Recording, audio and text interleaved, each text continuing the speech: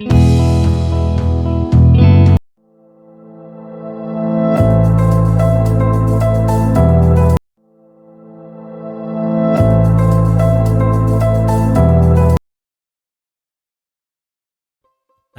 Fleming was born into a modest farming family in rural Scotland.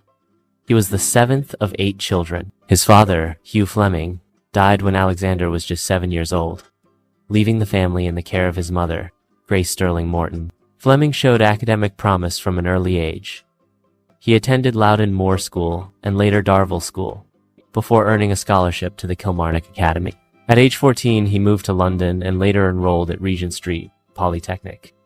After a brief stint working in shipping office, Fleming inherited money from an uncle which enabled him to study medicine. He entered St. Mary's Hospital Medical School in London in 1901.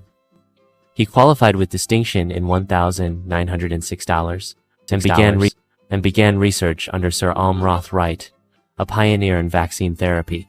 Fleming spent most of his professional life at St. Mary's Hospital Medical School, where he conducted research in bacteriology and immunology. He served in the Royal Army Medical Corps during World War I, where he witnessed many soldiers dying from infected wounds. This inspired him to seek better ways to fight bacterial infections. Before penicillin, Fleming made an important discovery in 1921 when he identified lysozyme, an enzyme in human bodily fluids, like tears and saliva, that had mild antibacterial properties. While it wasn't a powerful therapeutic, it reinforced his belief in naturally occurring antibacterial agents. On September 28, 1928, Fleming returned from a vacation and noticed something unusual on one of his culture plates of Staphylococcus bacteria. A mold, Penicillium notatum, had contaminated the plate and was killing the bacteria around it. He later identified the mold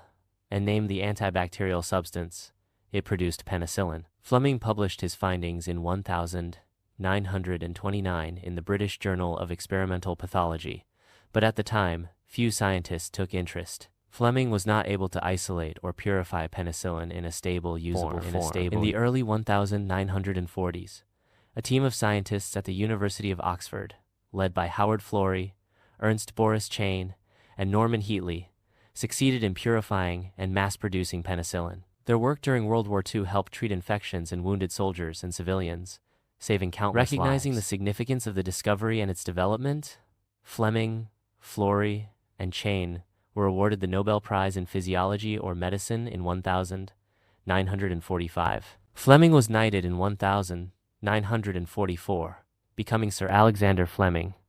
He continued to work at St. Mary's Hospital and was later appointed Professor of Bacteriology at the University of London. Throughout his later career, he warned of the dangers of antibiotic resistance, emphasizing that penicillin should be used properly to avoid bacterial adaptation. He died of a heart attack on March 11, 1955, at his home in London.